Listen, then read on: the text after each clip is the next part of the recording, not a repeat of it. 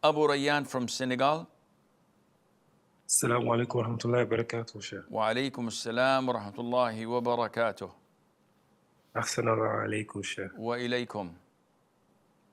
Sheikh, my question is, I would like an advice on how to deal with parents and relatives who are Sufis and are part of the Tijaniyya sects, like really deep into it, doing almost everything. Even some of them go to his grave and ask him things.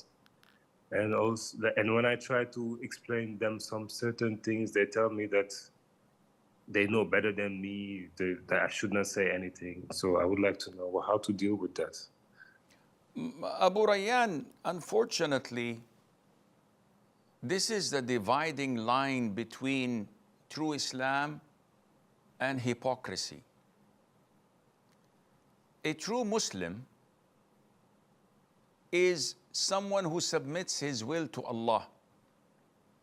Unfortunately, when brought up in such an environment where you're brainwashed and you're influenced by peers, and everyone around you does this, as we spoke in previous episodes of this series, that all the scholars they know use this tariqah and do these innovations and probably go to these graves and do shirk.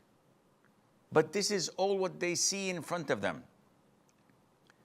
This is why it is quite challenging to call them back to Islam unless you are equipped with sincerity, with proper knowledge, and with diplomacy and wisdom.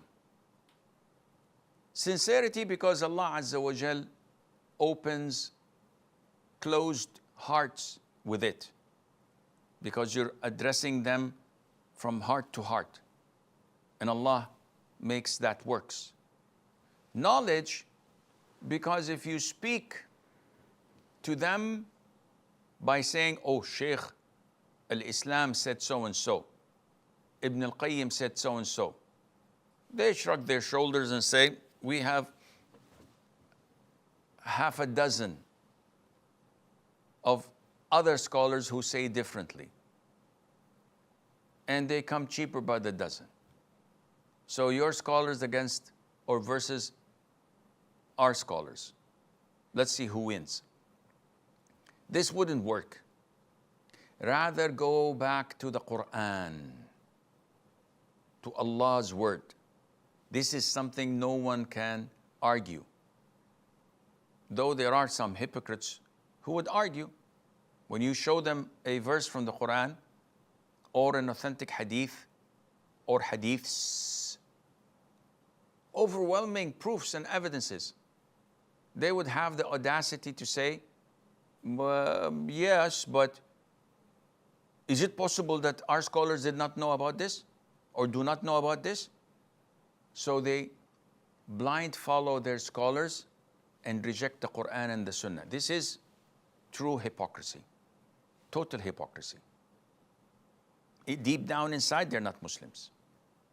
When you show them what Allah said and the Prophet Muhammad ﷺ said, and they acknowledge but they reject on the basis that their scholars know better, where is Islam?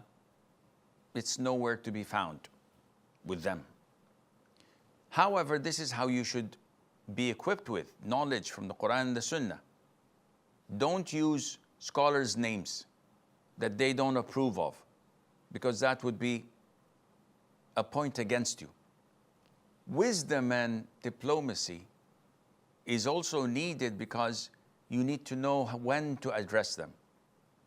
If you address a group of people, they'll be like wild hyenas. They'll be like jackals attacking at the same time. But if you try to give one-to-one da'wah, that would open that individual's heart much, much more than addressing a group of people where they will collaborate against you, and among other things. So you do your level best, make a lot of dua in sujood and the times of acceptance, and Allah will open their hearts, no doubt.